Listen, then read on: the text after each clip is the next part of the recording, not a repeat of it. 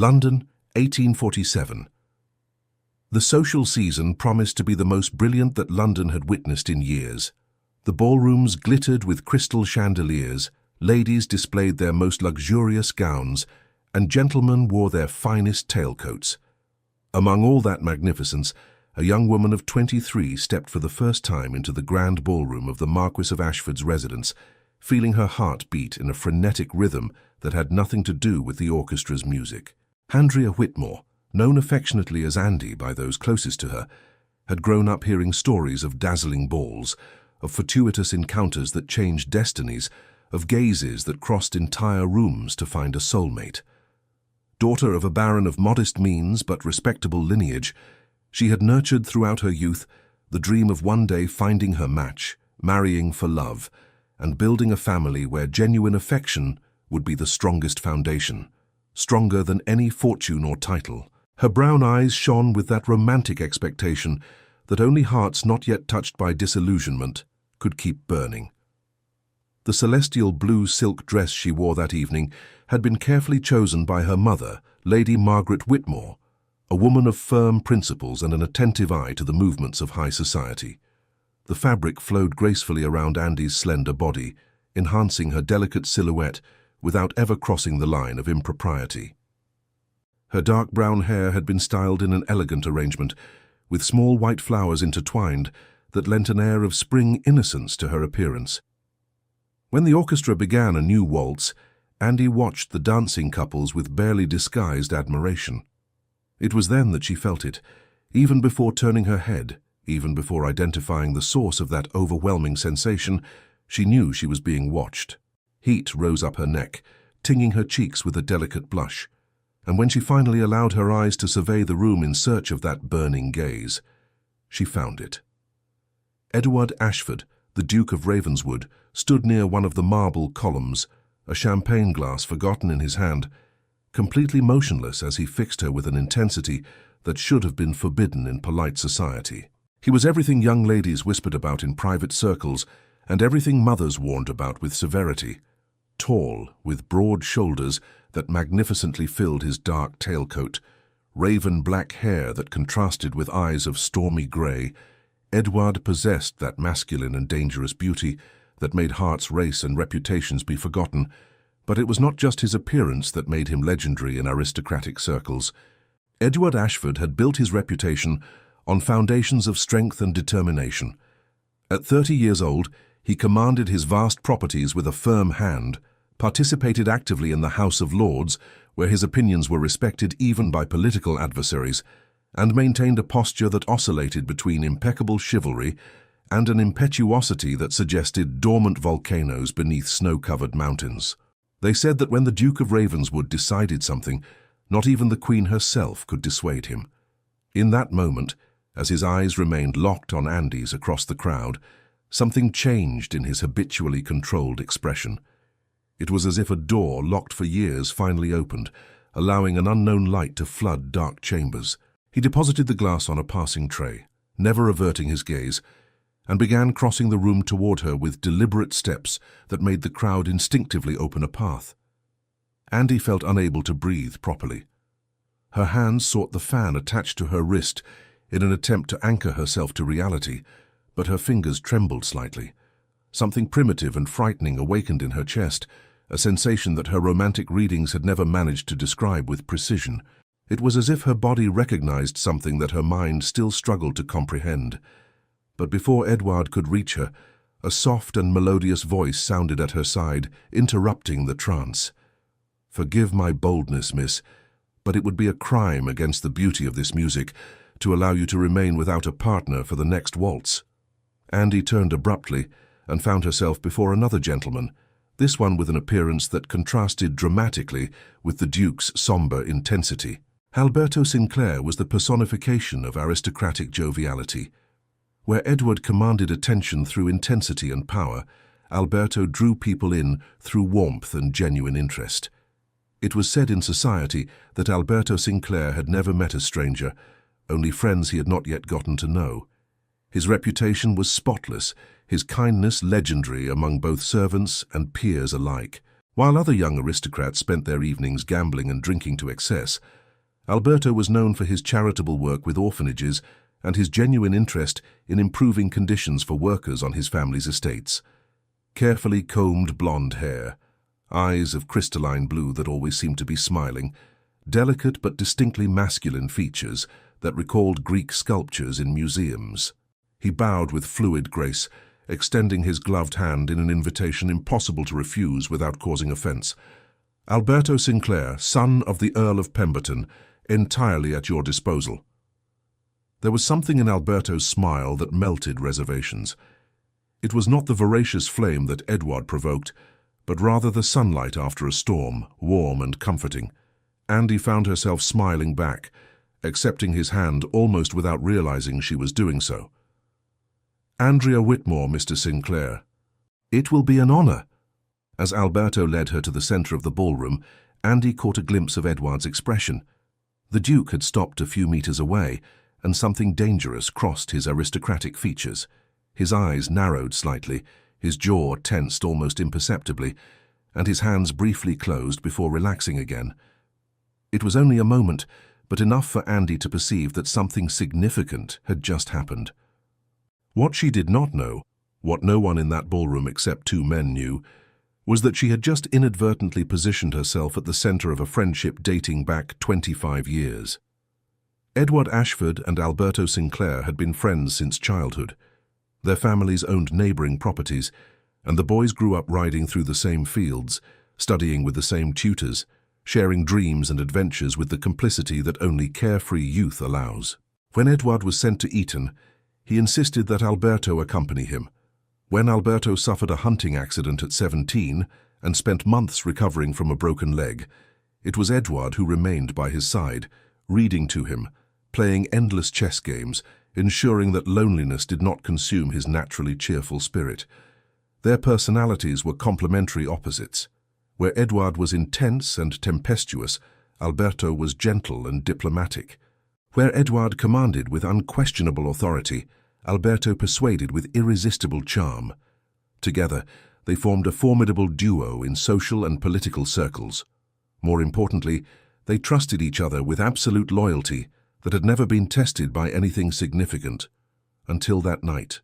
As Alberto guided Andy through the waltz with impressive mastery, conversing pleasantries that made her laugh with genuine ease, Edward observed from the periphery of the room with an increasingly somber expression. He recognized that smile on Alberto's face, the lightness in his movements, the particular brightness in his eyes. He knew his friend too well not to notice. Alberto was not simply being courteous with an available young lady, he was enchanted, and Edward, for the first time in his carefully controlled life, tasted the bitter flavor of jealousy burning his throat. What made it worse was that Edward could not even fault Alberto's approach. His friend was being exactly himself, genuine and warm, making Andy laugh with stories about his misadventures in the countryside, asking about her interests with real curiosity. Edward watched as Andy's face lit up when Alberto asked about her favorite books, saw her lean in slightly when Alberto described a particularly beautiful sunset he had witnessed on his family's estate. It was natural, effortless, the kind of connection that looked easy because it was. Edward's own approach had been intense, almost aggressive in its directness. He had looked at Andy and felt something fundamental shift inside him, a recognition that bypassed all rational thought. But Alberto's method was different, no less effective. He was building bridges, creating comfort, making Andy feel safe and valued. And Edward, standing there watching them, realized that his friend might actually win her heart simply by being kind. The waltz ended to polite applause, and Andy made a graceful curtsy to Alberto, still smiling in that way that made her entire face illuminate. It was then that she felt a presence behind her, so close she could perceive the subtle aroma of sandalwood and something indefinably masculine. "Miss Whitmore." Edward's voice was deep, laden with something that made every nerve ending in Andy's body awaken. "Would you grant me the honor of the next dance?" It was not exactly a request. The tone carried that habitual authority of someone accustomed to being obeyed, but there was also an underlying urgency that transformed the words into something more significant than a simple invitation to dance. Andy turned slowly, finding herself incredibly close to the Duke. Up close he was even more impressive. Taller than she had imagined, with sculpted features that recalled medieval warlords about whose histories she had read in ancient books. But it was his eyes that held her, that stormy grey that seemed to see directly through all her carefully constructed defences. It would be an honour, Your Grace." Edward's hand enveloped hers firmly, and Andy felt an electric current course through her arm. He led her back to the centre of the ballroom exactly as the orchestra began another waltz, and when his hand encircled her waist, appropriately placed but somehow seeming to burn through the layers of fabric, Andy had the strange sensation that her life had just changed irrevocably. Dancing with Edward was completely different from dancing with Alberto. Where Alberto had been light and entertaining, Edward was intense and dominant. He guided her with absolute confidence, his movements precise and powerful, keeping her as close as decency permitted and perhaps a centimetre beyond. His eyes never left hers, creating a bubble of intimacy that seemed to exclude the hundreds of people around them. "Have you known each other for a long time?" Andy heard herself asking, in a desperate attempt to break the suffocating intensity. "Alberto and I? Since we have memory." Edward's response came accompanied by an expression Andy could not completely decipher. "He is more than a friend. He is a brother in everything except blood." There was something in the way he said, that which made Andy perceive layers of meaning that her inexperience could not fully process. Before she could respond, Edward continued, his voice lowering until it became almost a whisper. "But there are things, Miss Whitmore, that test even the most solid friendships. There are moments when a man discovers there are limits to what he is willing to share." Andy felt the blush intensify on her cheeks. She was not naive enough not to understand that she was being courted, that those words carried implications far beyond polite conversation, but the intensity was overwhelming, especially coming from a man she had met mere minutes ago. "Your Grace is very direct," she managed to say, maintaining a light tone despite her racing heart. "And you are too beautiful for me to waste time with unnecessary circumlocutions," Edward responded with brutal frankness. "Life has taught me that decisive moments do not wait for social conveniences." The waltz came to an end, but Edward held her a moment longer than appropriate before releasing her waist. When he finally led her back to where her mother watched with an increasingly alarmed expression, Alberto waited there, a smile still on his lips, but something different in his eyes when he looked at Edward. "Ravenswood," Alberto greeted with familiarity. "I see you have finally met Miss Whitmore. Remarkable, don't you think?" "Remarkable would be an insufficient term," Edward replied without taking his eyes off Andy. The tension between the two men was palpable, an electric current that made the air seem heavier. Other guests began to notice, discreet whispers beginning to circulate like invisible waves through the ballroom. Lady Margaret Whitmore, whose maternal and social instincts were highly attuned, decided it was time to intervene. "Andrea, dear," her voice cut through the charged moment with surgical efficiency, "I am beginning to feel a slight headache. Perhaps it would be prudent for us to retire." Andy recognized this for what it was, a strategic exit to preserve reputations before the situation became the object of harmful gossip. What two of society's most prominent gentlemen, doing what appeared to be a silent duel for her attention, would certainly feed malicious tongues for weeks. "Naturally, Mother," Andy responded, relieved and disappointed in equal proportions. Edward and Alberto made their bows, but not before Andy captured the exchange of glances between them. It was something complex, loaded with shared history, and a new tension that neither seemed to know how to process adequately. During the carriage ride back to their more modest residence in Mayfair, Lady Margaret maintained deliberate silence until they were a few blocks from home. Then, with that tone she used when she needed to say uncomfortable truths, she began, "Andrea, I need you to understand the gravity of what I witnessed tonight."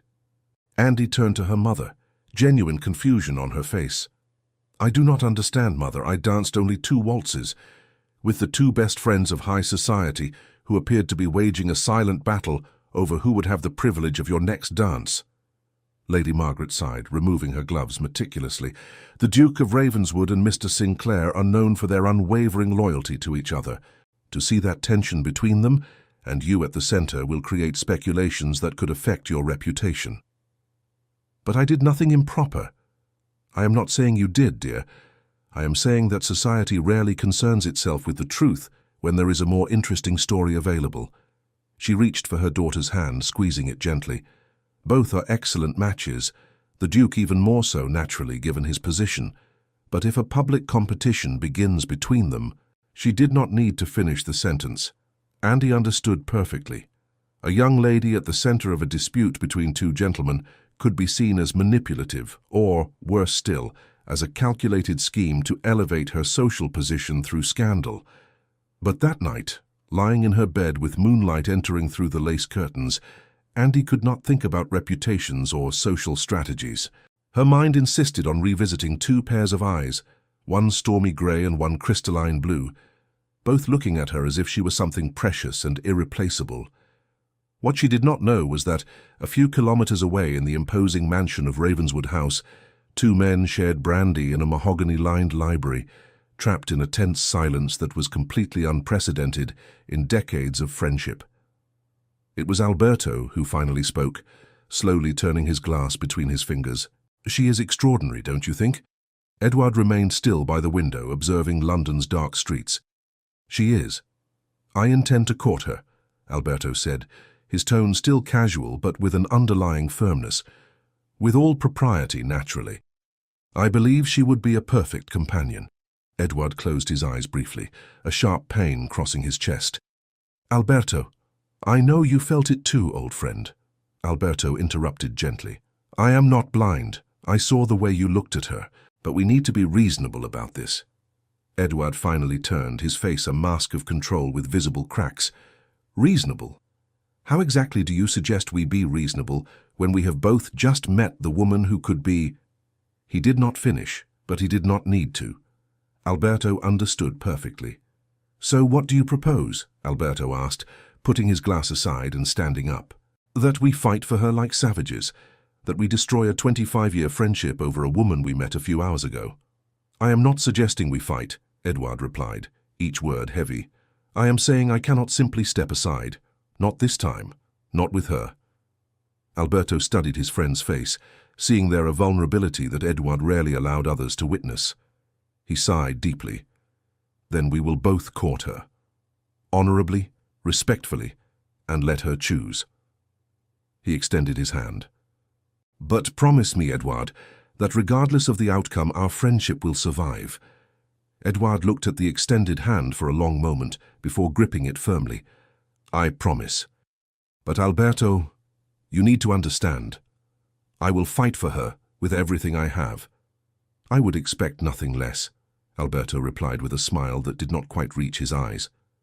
The following days transformed into a delicate social dance that kept half of London in fascinated suspense. Flowers arrived daily at the Whitmore residence, dramatic red roses from Edward alternating with delicate white lilies from Alberto, invitations for park walks, for opera performances, for art exhibitions arrived in pairs, each gentleman apparently determined to surpass the other in attention and creativity.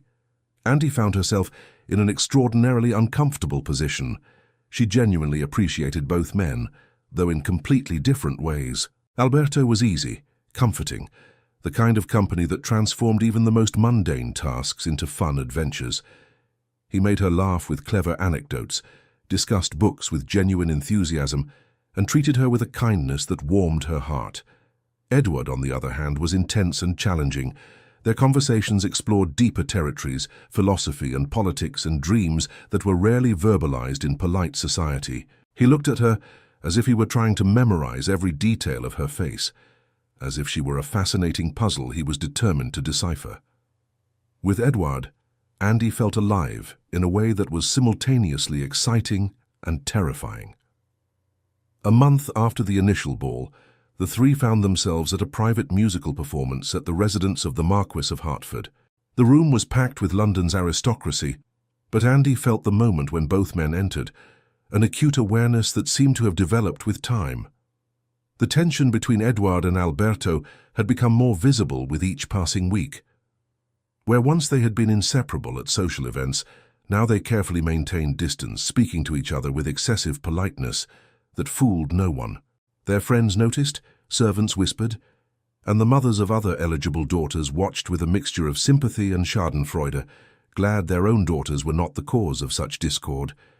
During the intermission, as guests circulated with champagne glasses and conversed in groups, Andy found herself briefly alone on a less frequented terrace, seeking a moment of respite from the constant attention. She pressed her gloved hands against the cool stone balustrade, breathing deeply of the evening air, trying to calm the anxiety that had been building in her chest for weeks. She had noticed the change in both men.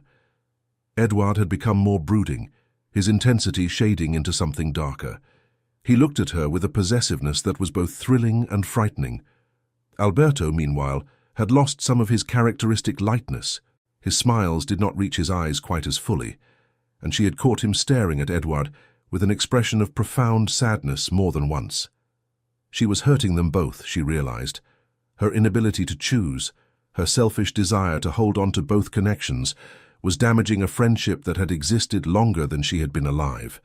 The guilt was becoming unbearable. It was in this state of mind that she heard voices coming from the garden below, voices she recognized instantly. She should have announced her presence, should have withdrawn to give them privacy, but something kept her frozen in place, listening to a conversation that would change everything. It was then that she heard voices coming from the garden below, voices she recognized instantly. "This needs to end, Alberto." Edouard was speaking, his voice tense in a way Andy had never heard before. "I cannot continue watching her smile at you the way she smiles. And do you think it is easy for me to see her blush when you enter a room?" Alberto's response carried equal frustration. "But we gave our word, honorable courtship, and let her choose. And if she chooses neither of us, or worse if she cannot choose," Edouard countered. "How long can we continue like this before it destroys us?" There was a long pause before Alberto responded, his voice lower, more serious. "There is a historical precedent, you know, when gentlemen cannot resolve a dispute." "No," Edouard interrupted abruptly. "We are not going down that path." "A duel would resolve this once and for all," Alberto continued, but there was uncertainty in his tone. It would be a definitive solution. Andy felt the blood freeze in her veins. A duel. They were considering a duel. Over her. Her hand flew to cover her mouth, muffling the cry of horror that threatened to escape. "And risk losing you, my brother, in everything but blood, over a woman who may choose neither of us," Edouard said, and there was genuine pain in his voice. "Or worse, that she chooses me but carries the guilt of your death. Or chooses you knowing she took my life." "Then what do you suggest?" Alberto asked. "Because this situation is devouring us from within, old friend." Andy did not wait to hear more. She ran back to the ballroom, her heart beating so hard it seemed everyone could hear it. The idea that those two men, obviously so bound to each other, could be considering resolving their affection for her through violence was absolutely unacceptable. That night, back in her room, Andy made a decision. She could not be the cause of destruction of a friendship that clearly transcended any romantic affection. She could not remain in London knowing that her presence was causing that pain. The next morning, she communicated her decision to her mother. She would visit her aunt in Bath for a season. She needed distance, perspective, time for the two men to reconcile without her presence complicating things. Lady Margaret, perceiving the resolution in her daughter's eyes and understanding more than Andy imagined about the situation, agreed. Sometimes distance was the most compassionate form of love. The letters were sent that afternoon. Brief, polite, explaining that family commitments required her presence in Bath for an indefinite period. Andy did not specify how long, because she honestly did not know. The response came quickly. Flowers, even more elaborate than before. Letters pleading that she reconsider. A request from Edouard for a private audience before her departure, propriety observed, but urgency palpable. An invitation from Alberto for one last walk in the park. Andy refused both. She did not trust herself to see them without revealing the true reason for her departure, and she did not want to place upon them the weight of knowing she had heard that devastating conversation. 3 days later, on a foggy morning typical of October, the Whitmore carriage left London. Andy watched the city disappear through the window, silent tears rolling down her face as her mother squeezed her hand in silent support. What Andy did not know was that, at that exact moment, Edward and Alberto found themselves in the library of Ravenswood House, sharing a bottle of exceptionally old Scottish whiskey and confronting the devastating reality that the woman they both loved had just left their lives without giving them a chance for a proper goodbye. "She heard," Edward said finally, his voice hoarse. "Somehow she heard our conversation about the duel." "We cannot know that," Alberto argued, but without conviction. "Can't we?" Edward turned to him, eyes red but dry. "A woman we barely know and who was clearly enjoying our attention simply flees without explanation?" "She heard, Alberto, and she was so horrified that she preferred to leave us both, rather than risk being the cause of violence between us." Alberto deposited his glass with a heavy thud. "Then what does that say about us? That we allowed a competition for affection to almost destroy 25 years of brotherhood?" The silence that followed was heavy with regret and belated understanding. Finally, Edward extended his hand. "I promised that our friendship would survive, regardless of the outcome. I renew that promise now. You are my brother, Alberto. No woman, no matter how extraordinary, is worth losing that." Alberto gripped the hand firmly, but there was sadness in his eyes. "I agree, but Edward, I fear we have both already lost much more than we can admit." Bath received Andy with its characteristic Georgian elegance and its famous thermal waters. Her aunt's house, Lady Beatrice Thornton, was a comfortable residence near the Royal Crescent, and her aunt, a cheerful 50-year-old widow who valued freedom above suffocating conventions, proved to be exactly the company Andy needed. The first few weeks were the hardest. Andy would wake in the mornings having dreamed of stormy grey eyes or warm blue ones, her heart aching with a longing that surprised her with its intensity. She had known both men for such a short time, really. How could their absence create such a profound emptiness? Lady Beatrice watched her niece with knowing eyes but said nothing at first, allowing Andy to process her feelings in her own time. It was only after Andy had been in Bath for 3 weeks, after watching her niece pick at her breakfast yet again, that Beatrice finally intervened. "So, my dear Sobrinha," Aunt Beatrice said during tea one rainy afternoon, using the Portuguese endearment that she had picked up during her travels. "Qual cavaleiro impossível te trouxe à minha porta em fuga dramática?" Andy almost dropped her cup. "Aunt Beatrice, and must you speak in Portuguese? You know my command of the language is limited." "I asked which impossible gentleman brought you to my door in dramatic flight," Aunt Beatrice translated, with a mischievous smile. "And I use Portuguese because sometimes distance in language helps us discuss difficult truths. But very well, we shall speak in English, so? 1 or 2? 2, Andy admitted, defeated, and somehow found herself telling the whole story to her aunt. The ball, the waltzes, the dual courtship, the tension between the friends, the conversation she had heard about duels. Aunt Beatrice listened with growing attention, asking perceptive questions that forced Andy to examine her own feelings more deeply than she had allowed herself until then. Unlike Lady Margaret, who viewed everything through the lens of propriety and social positioning, Beatrice asked about Andy's heart, about what she truly wanted, about who she was when she was with each man. "Edward makes me feel alive," Andy tried to explain. "When he looks at me, I feel seen in a way I never have before. He challenges me, pushes me to think deeply about things I had never questioned. With him, I feel like I could be more than just a proper wife, more than just an ornament in someone's household. He speaks to me of politics and philosophy, asks my opinions, and actually listens to my answers. But he is also intense in a way that sometimes frightens me. I'm not certain I would ever truly know him completely, even if we spent a lifetime together." "And Alberto?"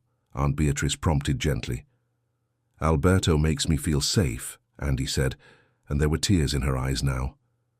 "With him, the world seems brighter, simpler. He is kind in a way that seems effortless, as if generosity and warmth are simply his natural state. When I'm with Alberto, I laugh more easily, breathe more freely. I can imagine a life with him that would be filled with joy and companionship and gentle love, but, her aunt leaned forward. "But I wonder if that would be enough," Andy whispered, voicing a fear she had barely acknowledged to herself. If comfort and kindness would satisfy something in me that craves the intensity Edouard offers, and that makes me feel terrible, like I am ungrateful for Alberto's goodness.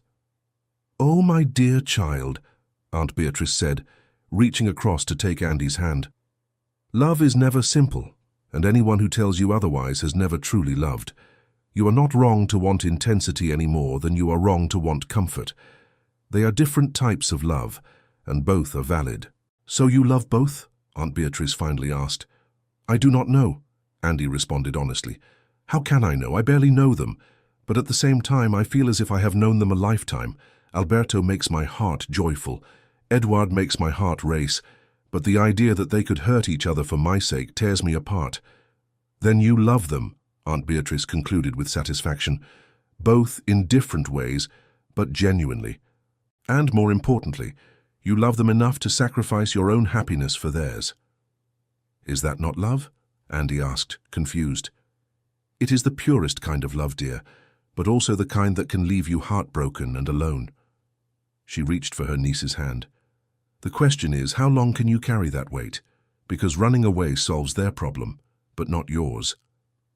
Andy had no answer for that. The months in Bath passed with painful slowness. Andy occupied her days walking through the perfectly manicured gardens, attending theatrical performances, taking the waters under protest from Aunt Beatrice, who insisted they would do her melancholic disposition good.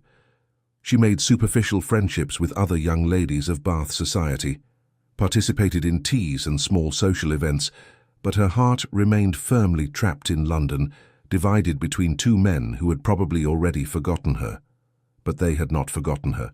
Unbeknownst to Andy, both Edouard and Alberto wrote letters that they never sent, pouring their hearts onto paper in the privacy of their respective studies.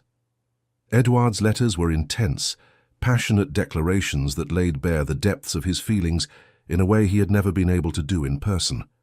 Alberto's were gentle and hopeful, speaking of futures he dared to imagine and dreams he wanted to share.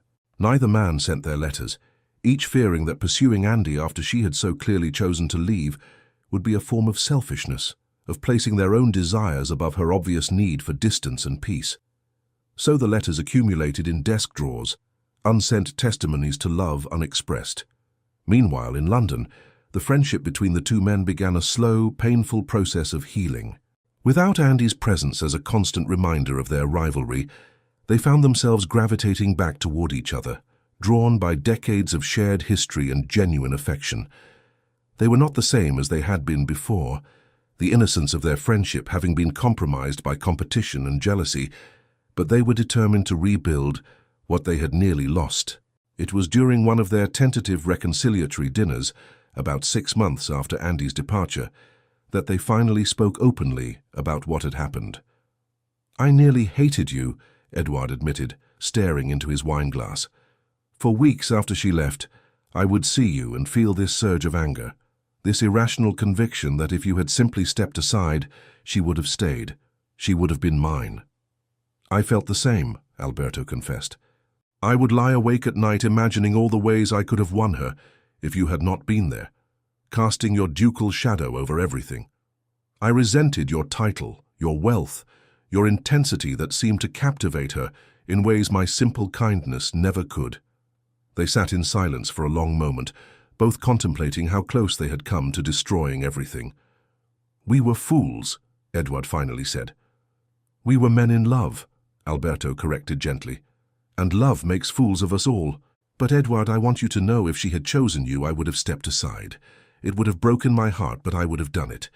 Your happiness, her happiness, those would have been more important than my own desires." "I know," Edouard said quietly. "And I would have done the same for you. That is what makes this whole situation so unbearably tragic. We both loved her enough to let her go if it meant she would be happy. We both loved each other enough to sacrifice our own happiness. And in the end, we all lost anyway." "Perhaps," Alberto said thoughtfully, "that is not entirely true. We have reclaimed our friendship. That is something worth having, even if it came at a heavy cost." Letters from Lady Margaret kept Andy apprised of London news. The reports of Edward and Alberto's reconciliation brought her both relief and a strange sort of grief. Relief because she had not permanently destroyed their friendship. Grief because their reconciliation seemed to confirm that neither man loved her enough to continue pursuing her, that she had been a temporary madness that passed once she removed herself from their sight. Letters from her mother brought news from London. Gentlemen Ashford and Sinclair, Lady Margaret reported, seemed to have resumed their characteristic friendship. They were seen together at the clubs, at the opera, at social events, apparently without any residual tension. Neither showed particular interest in other available young ladies, but they also did not mention Andy. Each letter that did not mention her was simultaneously relief and agony for Andy. Relief because it meant she had not caused permanent damage between the friends. Agony because it meant she had not been as significant as she had imagined. It was on a cold March morning, almost 10 months after her arrival in Bath, that the letter arrived. Andy recognized her mother's handwriting on the envelope, but there was something different in the weight of the paper, in the evident haste of the calligraphy. Her hands trembled when she opened it. "My dearest Andrea, it is with a heavy heart that I must communicate devastating news. Mr. Alberto Sinclair passed away 3 days ago, scarlet fever, according to the doctors. The disease struck him with terrible speed, and despite all efforts, he was gone within days. The funeral will be next Tuesday, but I do not expect you to return in time. The journey is long, and I consider it imprudent for you to expose yourself to London while the disease may still be circulating. The Duke of Ravenswood is, by all accounts, completely devastated. They say he has not left Alberto's family home since the death, and that he personally organized every detail of the funeral. I cannot imagine the pain of losing someone who was truly a brother to him. I know this news will affect you deeply, my dear. Take the time you need before deciding whether to return. Your safety is my primary concern. With all my love, Mother." The letter fell from Andy's trembling hands. Alberto. Dead. The cheerful, kind, radiant Alberto, who had made her laugh so easily, who had looked at her with those crystalline blue eyes full of warmth and promise. Gone, in a matter of days. And Edward. Edward, who had lost his brother, in everything but blood. Edward, who was now alone, drowning in grief that she could not even begin to imagine. The guilt hit her like a physical blow. She had left. She had run away to protect them from each other, and in her absence, fate had dealt a blow far more cruel than anything they could have done to each other. If she had stayed, if she had been there, could she have made Alberto's final days brighter? Could she have comforted Edward in his grief? No, she whispered to the empty room. No, no, no. Aunt Beatrice found her hours later, still sitting with the letter clutched in her hands, tears having long since dried on her cheeks, leaving only a hollow emptiness. "I need to go back," Andy said, her voice distant. "I need to go back to London." "The funeral will be over before you arrive," Aunt Beatrice said gently, having already read the letter Andy had dropped. "I know, but I need to go back anyway. Edward, he must be—" She could not finish the sentence. "He must be drowning," Aunt Beatrice finished for her, "and you feel responsible." "I left them," Andy said, and the words tasted like ash. "I ran away because I was afraid of what might happen, and now this. I should have been there." "My dear child, you cannot blame yourself for an illness. Scarlet fever is indiscriminate and cruel. Your presence would not have prevented it. But I could have been there for them, for both of them. Instead, I was here, safe and comfortable, while they—" She stood abruptly. "I am returning to London tomorrow, if possible." Aunt Beatrice studied her niece's face, seeing there a determination that had not existed 10 months ago. Andy had left London a romantic girl, fleeing from the complications of the heart. She was preparing to return a woman ready to face the consequences of her choices. "Then I will arrange the journey," Aunt Beatrice said. "But Andrea, prepare yourself. The man you return to will not be the man you left. Grief changes people in fundamental ways." 1 week later, Andy's carriage rolled through the familiar streets of London.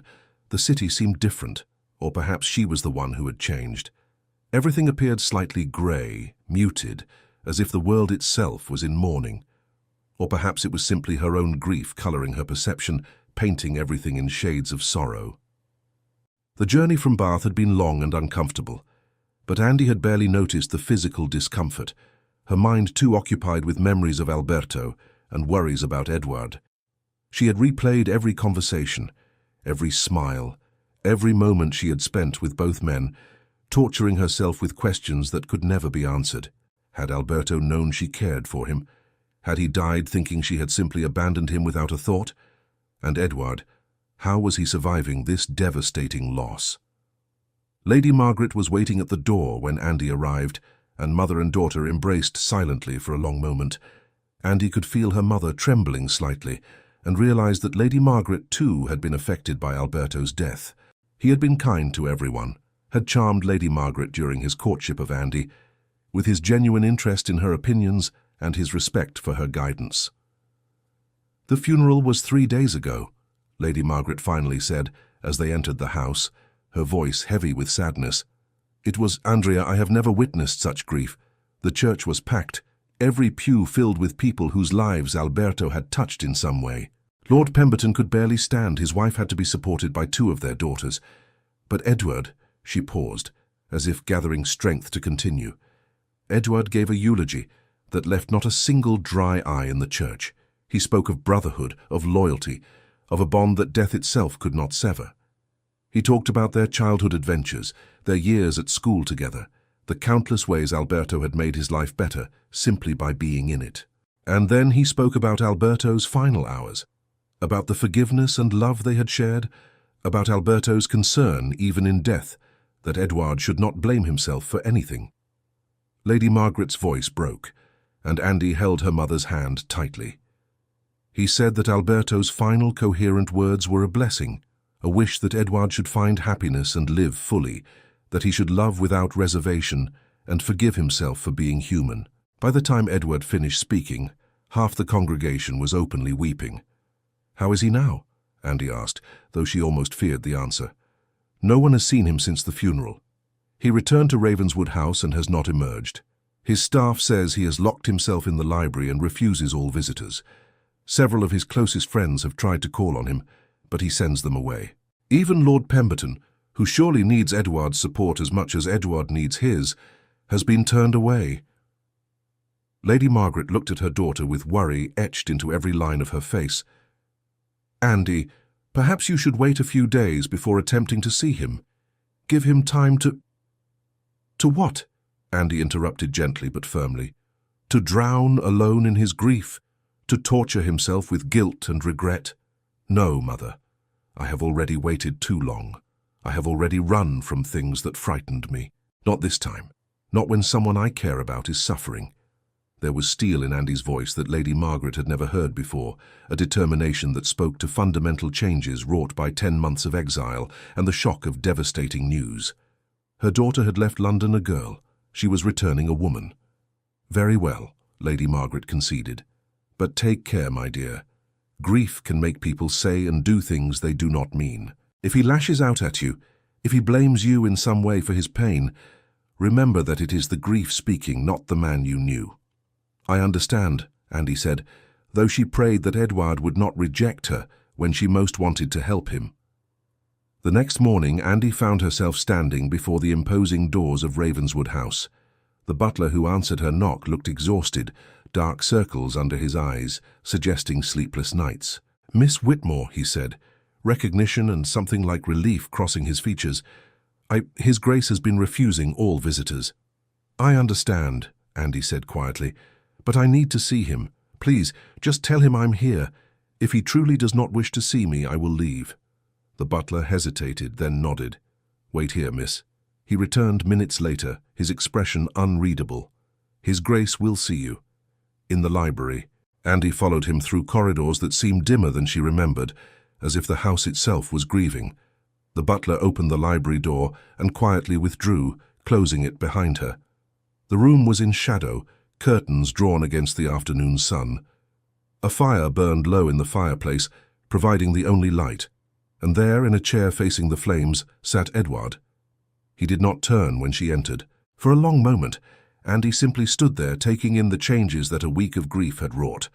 His hair was disheveled, his clothes rumpled, as if he had slept in them. When he finally spoke, his voice was hoarse from disuse. "You came back." "I came back," Andy confirmed, moving closer but maintaining a respectful distance. "I am so sorry, Edward. I am so very sorry." "Sorry." He repeated the word as if tasting it. "Everyone is sorry." As if their sorrow could bring him back. As if their words could fill the emptiness he left behind. "Nothing can fill that emptiness," Andy said softly. "Nothing and no one. Alberto was... he was irreplaceable." Finally, Edward turned to look at her, and Andy barely suppressed a gasp. His grey eyes, usually so intense and alive, were hollow. The grief there was so profound it was almost physical. "You left," he said, and there was no accusation in his tone, only a statement of fact. 10 months ago you left without a word of explanation." "I heard you," Andy confessed, deciding that lies and evasions had no place here. "That night at the Hartford musical, I heard you and Alberto discussing a duel. I could not bear to be the cause of that, so I left." Something flickered in Edward's eyes. A duel? God, that seems like a lifetime ago. Alberto and I fighting over a woman like fools, never realizing that time. His voice broke. "Time is never guaranteed. We wasted so much of it on jealousy and competition when we should have been living," Andy finished for him. "Loving, being the brothers you always were." "He forgave me," Edward said suddenly, urgently. "In those final hours, when the fever had him and he could barely speak, he took my hand and he forgave me. For the tension, for the competition, for all of it. His last coherent words were, 'Love her for both of us.'" Tears streamed down Andy's face. "Edward." "But how can I?" Edward stood abruptly, pacing like a caged animal. "How can I pursue my own happiness knowing it cost him his life?" "It did not cost him his life," Andy said firmly, moving to stand in his path, forcing him to stop. "Scarlet fever cost him his life. A cruel, indiscriminate disease that cares nothing for love or friendship or any human concern. You are not responsible for this, Edward. Neither am I. Neither of us could have prevented this tragedy. But we caused him pain in his final months," Edward said, and his voice was raw with anguish. "Because of our competition, because of our inability to simply step aside, we made his last days on this earth ones of conflict and tension." "No," Andy said, and there was steel in her voice. "You gave him months of joy. He was fighting for something he wanted, competing with someone he loved like a brother, and he was happy doing it. Alberto was not a fragile man who needed protecting from life. He was vibrant and alive and choosing to pursue what he wanted. Do not dishonor his memory by reducing those months to nothing but pain." Edward stared at her, and slowly something shifted in his expression. "When did you become so wise?" "When I spent 10 months running from the truth," Andy replied. "Running from the fact that I loved you both, differently but genuinely. Running from the impossible choice between you. And then fate made the choice for me, in the cruelest way possible." "You loved us both," Edward repeated, and it was not a question. "I did. I do." Andy reached out, taking his hand. "I loved Alberto's light, his joy, the way he made the world seem brighter, and I loved your intensity, your passion, the way you made me feel truly seen. Loving one did not diminish the other. They were different loves, but both were real." Edward looked down at their joined hands. "He told me to love you for both of us, but I do not know if I can. I do not know if I deserve to after—" "Stop," Andy interrupted. "Edward, look at me." She waited until his eyes met hers. "Alberto loved you. That love did not die with him. It does not require punishment or penance. It requires that you honor it by living, by allowing yourself to continue feeling, to continue hoping, to eventually find joy again. That is what he would want." "How can you know that?" "Because that is what anyone who truly loves wants for those they leave behind," Andy said simply. "Not eternal mourning, but eventual peace. Not a life of guilt, but a life well lived in their memory. For the first time since she had entered the room, Edward's eyes filled with tears. He pulled Andy into his arms, holding her as if she were an anchor in a stormy sea, and wept. She held him, offering no platitudes or false comforts, just her presence and her understanding. They stood like that for a long time, two people bound together by loss and love, and the ghost of a man who had loved them both. In the days and weeks that followed, Andy became a regular visitor to Ravenswood House. She did not push, did not demand, simply sat with Edward as he slowly found his way back to life. They talked about Alberto, sharing memories and stories, laughing at his terrible jokes and his infectious optimism, crying when the weight of his absence became too heavy to bear alone. Slowly, imperceptibly at first, something began to shift between them. The intensity that had characterized their first meeting was still there, but it had been tempered by grief and understanding into something deeper, more profound. They were no longer two people competing for the same prize, but two souls bound by shared loss, and the gradual realization that life, however painful, continued forward.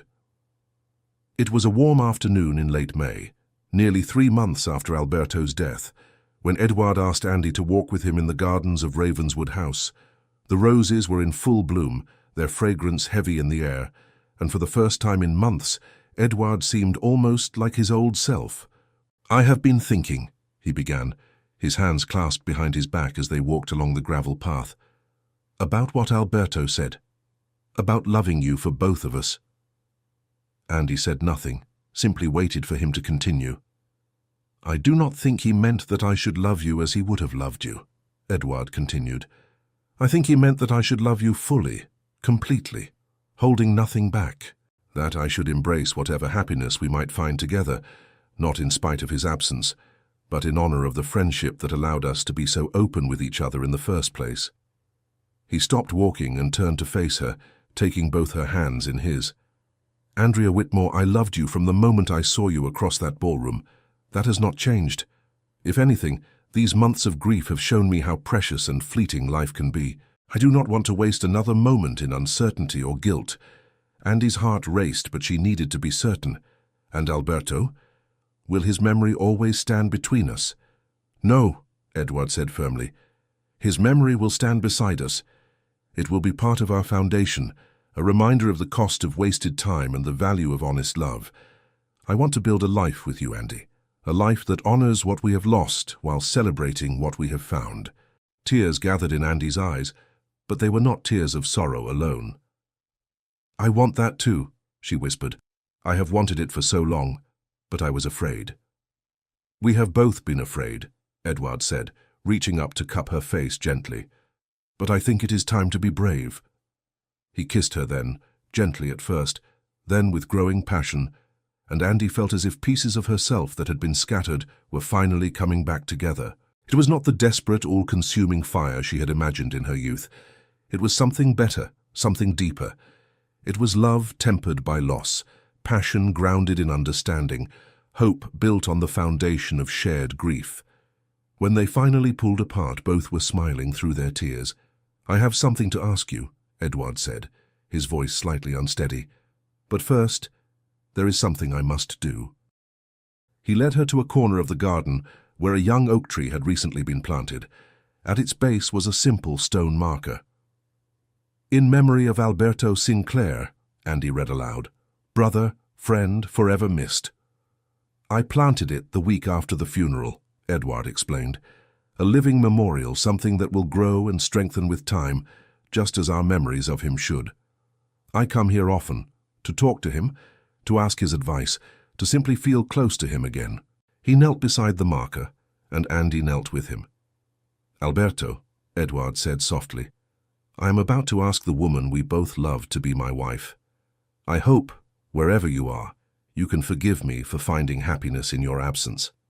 But more than that, I hope you know that you will never be forgotten, that your name will be spoken in my house, that your memory will be honored, that any children I have will know the story of the uncle they never met, but who changed their father's life forever." Andy felt fresh tears spill down her cheeks as Edward turned to her, pulling a small velvet box from his pocket. Andrea Whitmore, will you marry me? Will you build a life with me, one that remembers the past while embracing the future? Will you help me become the man that Alberto believed I could be?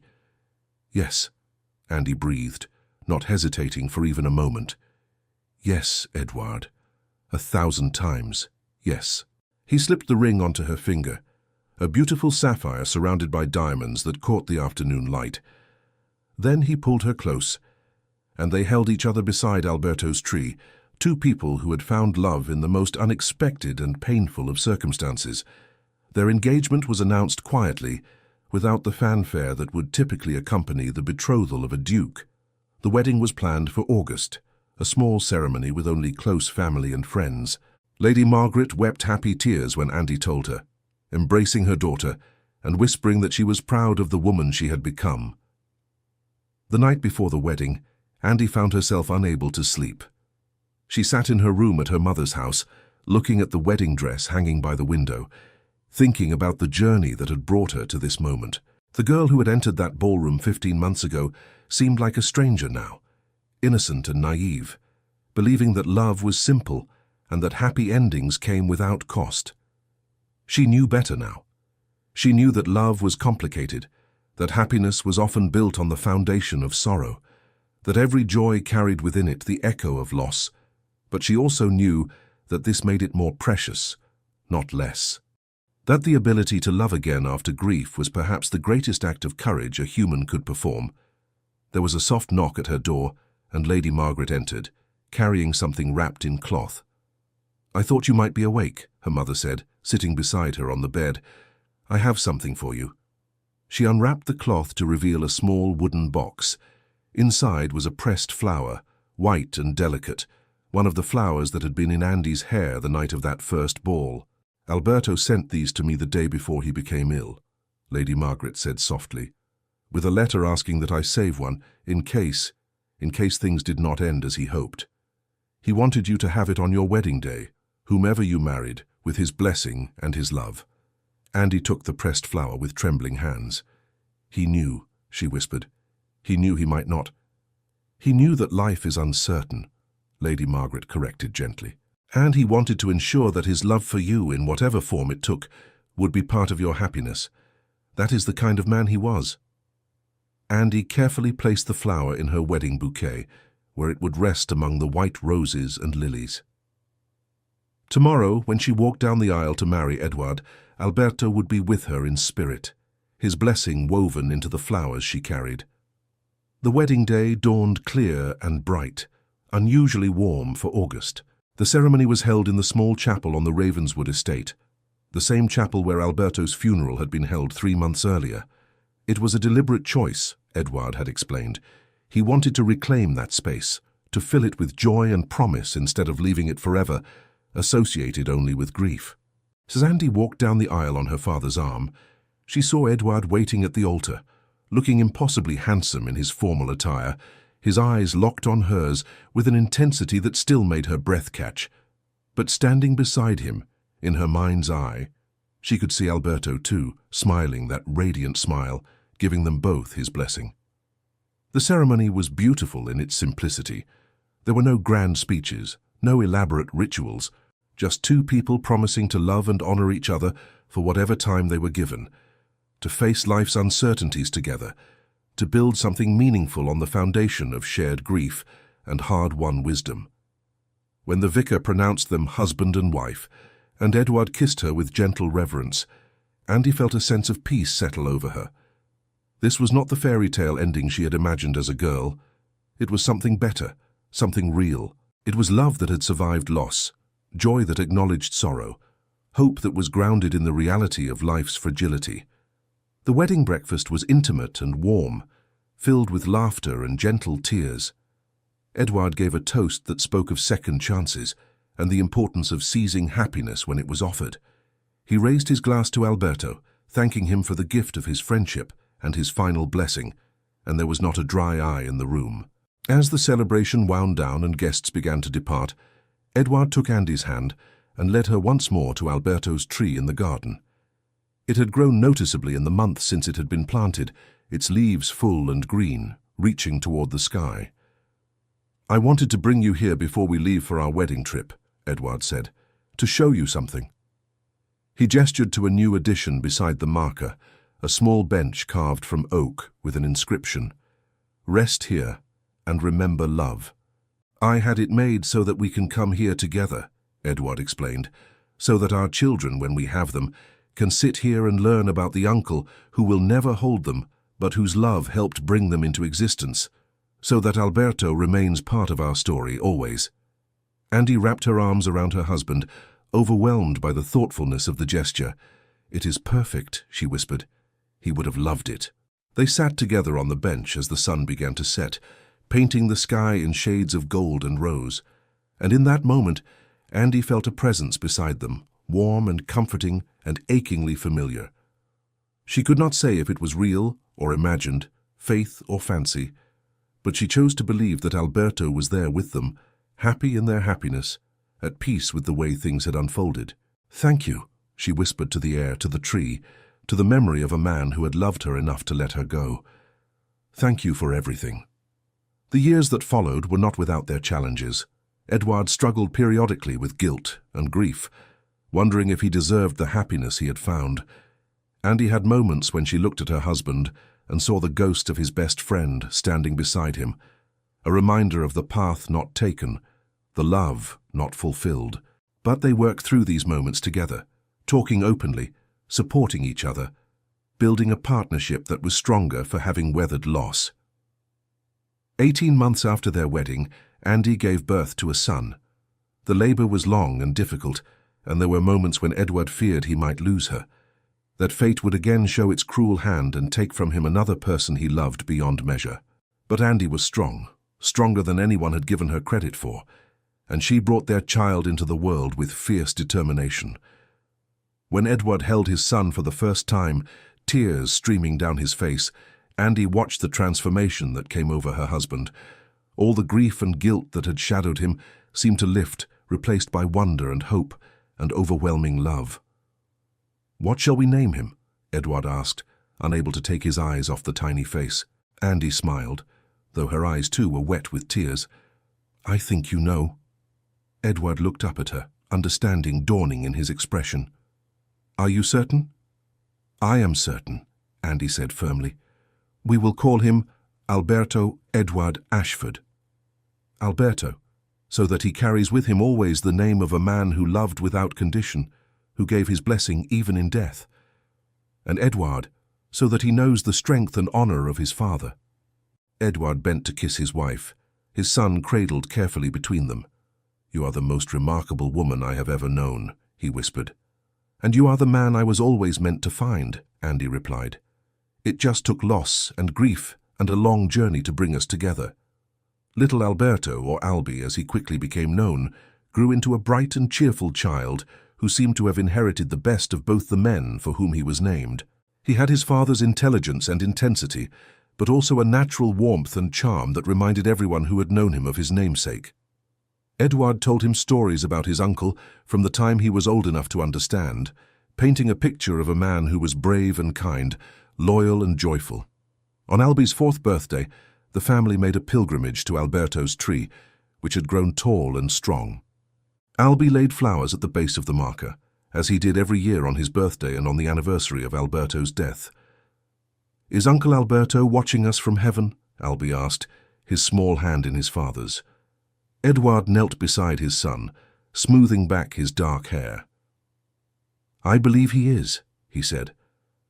"I believe he sees how loved you are, how happy you make us, and how his name lives on in you. And I believe he is smiling." "I wish I could have met him," Albie said wistfully. "So do I, my son," Edward replied, his voice thick with emotion. "But in a way you carry him with you always. Every time someone speaks your name, they remember him. Every time you show kindness or courage or joy, you honor his memory. That is a precious gift." Andy watched her husband and son together, feeling a swell of love so profound it was almost painful. They had built something beautiful from the ashes of loss, a family grounded in memory, but reaching always toward the future. It was not the life she had imagined in her youth, but it was infinitely more precious for having been earned through grief and sacrifice. As the years continued to pass, the sharp edge of grief dulled into a gentle melancholy, a bittersweet awareness of absence that no longer crippled, but instead informed their appreciation for what they had. Edouard became known not just as a powerful duke, but as a devoted husband and father, a man who had learned through loss the true value of love. Andy blossomed into a woman of substance and compassion, known for her work with widows and orphans, her understanding of grief making her a comfort to others who walked that difficult path. They had 2 more children, a daughter named Margaret after Andy's mother, and another son they called James. But Alberto remained the eldest, the keeper of his uncle's name, the living bridge between past and present. He grew into a fine young man, with his father's sense of honor and his mother's kind heart, and a joy in life that seemed to come from somewhere beyond himself. On the 20th anniversary of Alberto Sinclair's death, the family gathered once more at his tree, which had grown into a magnificent oak, its branches spreading wide to provide shade and shelter. Albie, now a young man of 18, had brought his own contribution to the memorial, a small plaque he had commissioned. "Here lies not just a man, but a bridge between hearts," it read. "Alberto Sinclair, whose love in life and blessing in death made possible the family gathered here. Forever in our hearts, forever in our story." As they unveiled the plaque together, Andy felt Edouard's arm around her waist, felt her children pressed close, and thought about the strange and winding path that had brought them all to this moment, a chance meeting at a ball, 2 men who loved the same woman, a friendship tested and ultimately proven stronger than death, and a love that had grown from the soil of grief into something lasting and true. "Do you think he would be pleased?" Edouard asked quietly. His question meant only for her. Andy looked at their children, at the tree that had grown so strong, at the life they had built together. "I think he would be more than pleased," she said. "I think he would be honored. And I think wherever he is, he knows that his sacrifice, his final gift to both of us, was not in vain." That night, in their bedchamber, Edouard held Andy close as they had done for nearly 20 years, their bodies fitting together with the ease of long familiarity. "Do you ever wonder," Edouard asked into the darkness, "what would have happened if he had lived, if fate had not intervened?" Andy was quiet for a long moment, considering. "I used to," she admitted. "In those early days I tortured myself with it, but now I think I understand that there are no answers to such questions. We cannot know what might have been, only what is. And what is, Edouard, is a life rich with love and memory, pain and joy all woven together." "You are wise, my love," Edouard murmured, pressing a kiss to her temple. "I am simply a woman who has learned that life rarely follows the path we imagine for it," Andy replied. "But that does not make the journey less precious. Perhaps it makes it more so." As she drifted towards sleep, safe in her husband's arms, Andy thought she felt a gentle presence in the room, a warmth that had nothing to do with the fire in the hearth. She smiled into the darkness, sending a silent message to the man whose love had shaped her life in ways she could never have imagined. "Thank you, Alberto. Thank you for loving us enough to let us love each other. Thank you for your blessing, your sacrifice, your enduring presence in our lives. You are not forgotten. You will never be forgotten." And in the whisper of the wind through the trees outside, in the gentle settling of the house around them, she could almost hear his response. A laugh full of joy, a blessing freely given, and the assurance that love, true love, never truly dies, but transforms and continues in ways both seen and unseen. The story of the Duke of Ravenswood and Andrea Whitmore was told in drawing rooms across London for decades to come. Some versions emphasized the romance, the dramatic courtship and eventual happy union. Others focused on the tragedy, the death of Alberto Sinclair and the grief that had nearly destroyed his best friend. But those who truly knew the family, who saw the love that bound them, and the reverence with which they honored the past while embracing the future, understood that it was not a story of romance or tragedy alone. It was a story about the complexity of love, about the courage required to live fully in the face of loss, about friendship that transcended death, and about the unexpected paths that lead us to our destiny. It was a story about 3 people whose lives had intersected for too brief a time, but whose love for each other, in all its varied forms, had created something that endured far beyond the limitations of mortal life. And in the garden of Ravenswood House, under the spreading branches of Alberto's oak, that story continued to unfold with each new generation, a living testament to the truth that love, once given, never truly ends, but ripples outward through time, touching lives and shaping destinies in ways both mysterious and profound. Years turned into decades, and Edward and Andy grew old together, their love deepening with each passing season. They watched their children grow and marry and have children of their own, each generation learning the story of the uncle whose name the eldest had carried, whose memory had shaped their family's understanding of love and loss. On their 50th wedding anniversary, surrounded by children and grandchildren, Edward raised a glass in the garden beside Alberto's tree, now ancient and majestic. "To Alberto," he said, his voice still strong despite his years, "who taught me that true friendship knows no bounds, that love can take many forms, and that the greatest gift we can give those we love is the freedom to find happiness, even in our absence. Everything good in my life flows from that final lesson." "To Alberto," the family echoed, raising their glasses to the tree, to the memory, to the love that had made them all possible. And as the sun set over Ravenswood House, painting the sky in brilliant shades of gold and crimson, it seemed to Andy that she could see, just for a moment, a familiar figure standing beneath the tree, his face alight with that radiant smile, his hand raised in a final eternal blessing. The end. Thank you for staying with us until the end of this emotional journey. If this story touched your heart, we invite you to subscribe, like, comment, and share our channel. Your support inspires us to keep creating more stories of love, redemption, and breathtaking twists. Help us reach our first 1,000 subscribers, and together we'll continue sharing tales that warm the heart. At the end of this video, you'll see a suggestion for another of our historical stories. Click and let yourself be enchanted by another unforgettable tale. With all our gratitude, Echoes of Romance.